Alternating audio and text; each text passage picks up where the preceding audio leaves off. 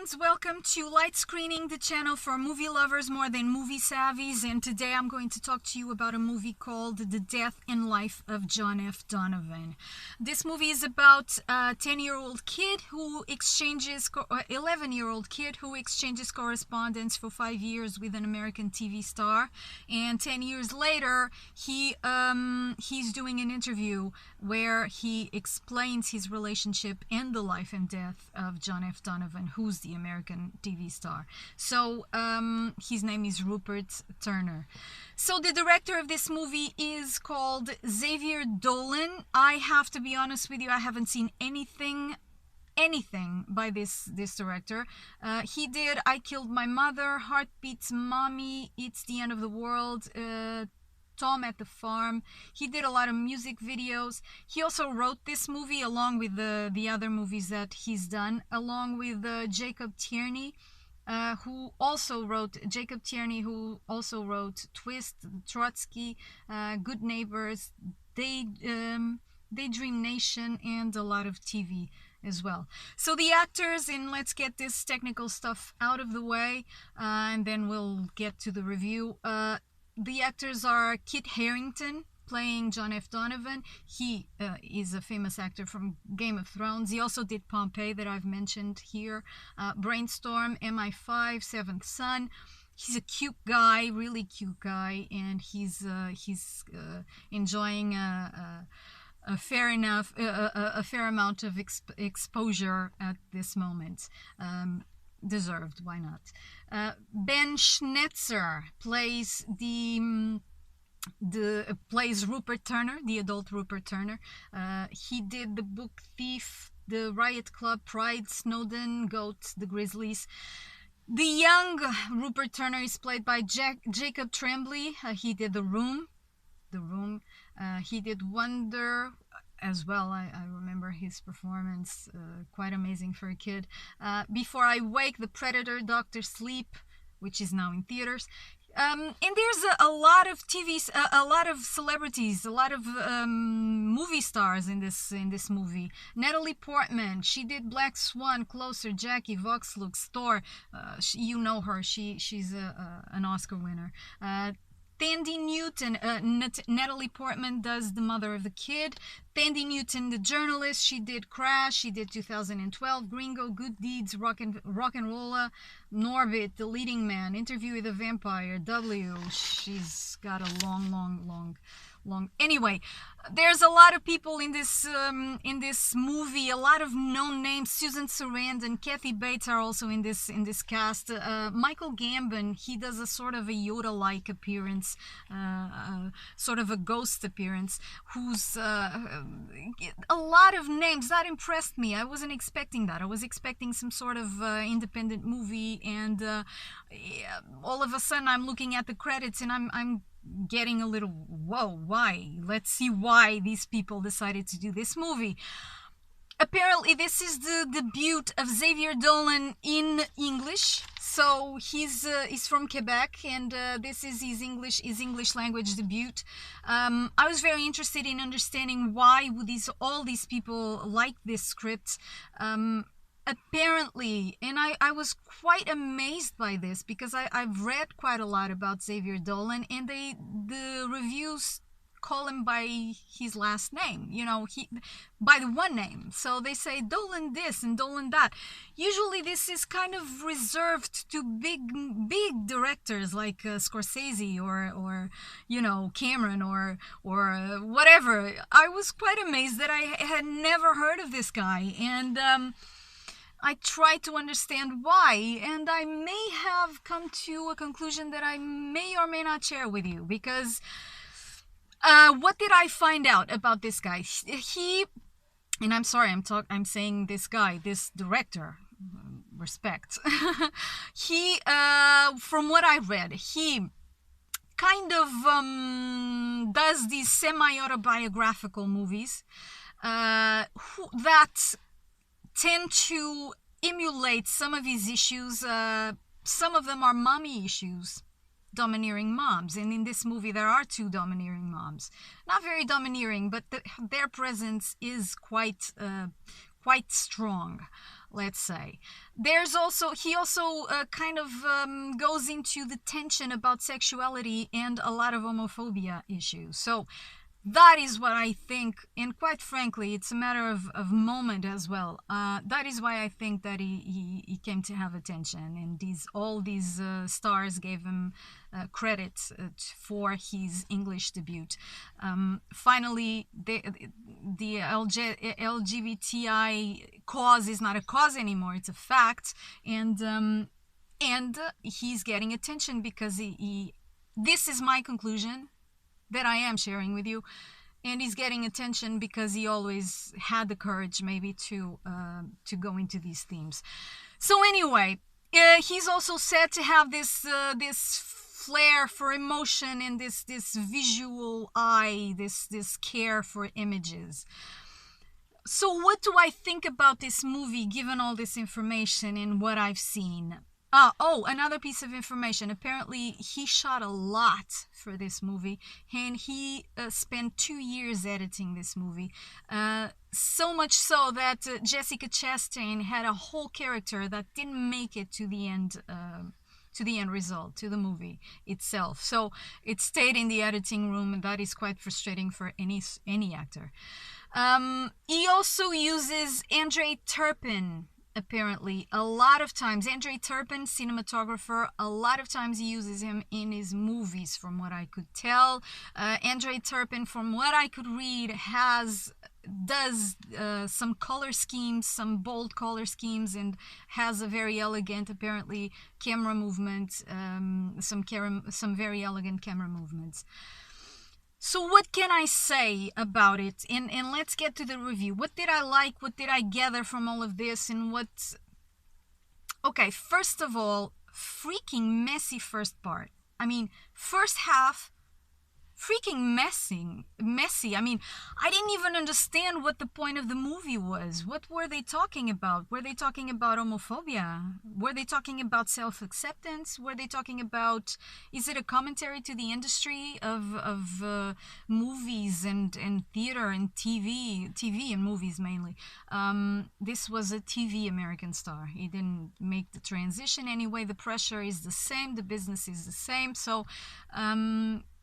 Is it a commentary on the industry and the behind the sets and the background of the stardom show? In the first half, I wasn't quite sure. It came out kind of childish, and if we are talking about self-acceptance, it's not exactly the first time we've seen this story, because John F. Donovan apparently, well, I don't want to say a lot about the movie for you, but or spoil it for you, but he wasn't too comfortable in his own skin, and when you're doing that in the public eye, that is hard. But this is not the first time that we've seen this story, so I was thinking, okay, why did all these people do this script? Because we've seen this story a million times. It's not, and it was coming off very childish-like. And then you have this mid-plot. Oh, and in the first half, the color scheme by André Turpin, fuck, it didn't work. I'm sorry. You got orange scenes, and then you have green scenes, and then you have lit, completely orange scenes, completely red scenes, completely green scenes.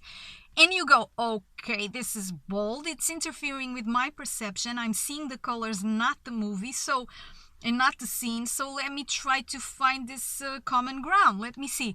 Does John F. Donovan pain come out as orange? Is it a matter of flashbacks? There is no logic to it. So it just came off ridiculous. I'm sorry to say. I didn't like it. It's a bold artistic move, but to me it didn't work. I'm sorry.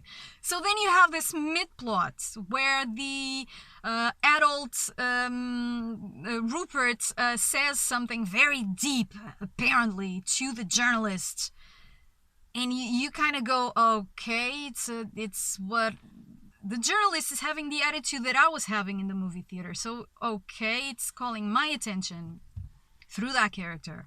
Let me see if I believe it.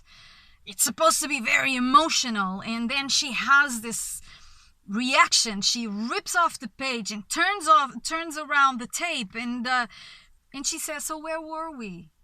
Either she was starting over, or they were moving along and continuing. So I was like, what the this is what? Okay. And then the second half, and in Portugal we have recess, so I had 7 minutes to go. Okay, am I wasting my time? Is this a period piece? And I think it is. I'm not sure. I think it's a period piece. And if it's a period piece, okay, so homophobia was present. He wasn't okay in his own skin. He couldn't say it in public. I get it, but we've seen this story before. So I was like, okay, let's see what comes off of this. The second half was great. And to me, it's a commentary on the industry, period. There is some piece of dialogues that it's exquisitely written, especially in Donovan, okay? But then you got the ghost appearing, the Michael Gambon, Michael Gambon, and you just don't even get it. Why that character? Why like that? You could try to figure out why did this guy write back to a kid. He was like 6 years old when they started writing each other. But it's not exploited either. So TV, movies, it has such a basic element in the creation of personalities. And this kid was completely fixed on this guy. He was a fan, a total fan, and that influences the way he grows up and his personality and his perception and his dreams. That could be better exploited as well. It isn't. But what is, and through some pieces of dialogue, is indeed a commentary to the industry. And I do understand why Susan Sarandon and Natalie Portman wanted to do this movie. It's a very strong commentary to the industry and how people are perceived and the judgments they are subjected to, and if you are not okay in your own skin, how destructive that can be. That worked, but it wasn't from top to bottom. It was just in the second half, and that was a bit disappointing. So I didn't like the cinematography. I didn't like the messy first part. I didn't like the forced emotions because it was forced. It could have been more elegant. I didn't like the homophobia comment. We've seen it before, okay? It's valid, but it's kind of kitsch the way it was presented. It's more about self-acceptance in the case of John F. Donovan. Obviously, the kid was bullied. I don't want to spoil it too much for you, but it's useful. But if you make it the center of the story, it's kind of, we've seen, it's 20 years later or 30 years later. We've seen that before, so it's not exactly engaging. But it's valid. It's valid that these issues are still exploited. It's every time it's a good human story, and it is a good human story. I just don't think it was quite well exploited. It was kind of forced, kind of kitsch, kind of forcing emotions, and I wasn't comfortable with it. But what did I like? I liked indeed the commentary to the showbiz industry. It's superb. There are some dialogue there, some lines of dialogue that are superb. And I did like the pop hits that get into the story, either within the story or in the soundtrack. Yeah, there were, let me see, I wrote it. There were Bittersweet Symphony by The Verb. There was Hanging by a Moment from Lifehouse. That worked. That's also something that defines personality, music, and that kind of worked. And it's a little detail that's tasted good. So what do I say? I say, go at your own risk. If you identify with the LGBTI community, maybe it's worth seeing this movie. If you like showbiz and you like to see a strong commentary on it, maybe it's worth seeing this movie. Meanwhile, it got dark. I'm sorry. I hope you're hearing me right and it doesn't interfere. Anyway, to the blast from the past, what do I have to recommend you? I saw a movie last night that is also not exactly what I would normally choose, but since I am a music fan and I try to be open-minded about it, and I believe I am open-minded about it, and I respect talent wherever it is, I saw Straight Outta Compton by F. Gary Gary, with O'Shea Jackson playing Ice Cube and Corey Hawkins playing Dr. Dre and Jason Mitchell playing Eazy and some other known. Okay, so this is the birth of NWA. NWA is Niggers with Attitude. It's the birth in the mid-80s, late 80s, and into the 90s. The birth of gangster rap, the revolution of hip-hop. I don't identify with the lyrics. I don't identify with the lifestyle, obviously. It kind of offends me sometimes. I have to be honest with you.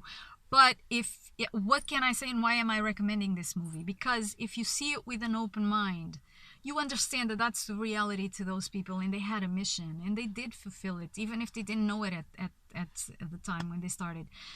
It was based on talent that they opened dialogue, and they said something very hard to change the status quo. Police used to be entering these neighborhoods and badgering people based on color, whether they were right or not, and we have a hint of the Rodney King. I think it's Rodney King. I'm sorry. What originated the LA riots, the beating of Rodney. And it's an interesting movie because of that. I mean, they said some hard stuff. They used language that is hard, that provokes a little violence, because sometimes action brings reaction. The reaction was also violent, but it was necessary at the time. Apparently, they ended up having a mission that they didn't even know they had. And then Dr. Dre is such a talented guy. I mean, he's such a talented producer. If you put this at the time, if you understand that these people, this is what they knew, and you understand and you see the movie with an open mind, it's a great movie to watch. It cleans up some ideas that you may have, or at least it makes you just do that. If you like gangster rap, if you like hip-hop and gangster rap specifically, don't look at that movie saying how they're cool because they're provoking each other, and they're just fuck that. That's ego. That's stupid. That brings violence. Okay, don't do it like that. Watch the flaws and watch the missions. Okay, just be smarter than that. If you don't like gangster rap, try to forgive the language, because that's what they know. Try to understand the environment, because that's where they grew. That's where they grew up. And just understand the mission. The same thing. Understand the mission. Understand why it was useful. Understand why it came out like that. Try to do that exercise. I think it's a great movie. I loved to watch it. It opened my mind a little more. And it's a pleasure to watch talent, because Dr. Dre is indeed a talent, hands down, and I recommend Straight Outta Compton, hands down as well. So go to the movies, people. You're barely seeing me, but I hope you can hear me. Go to the movies. Thank you for watching.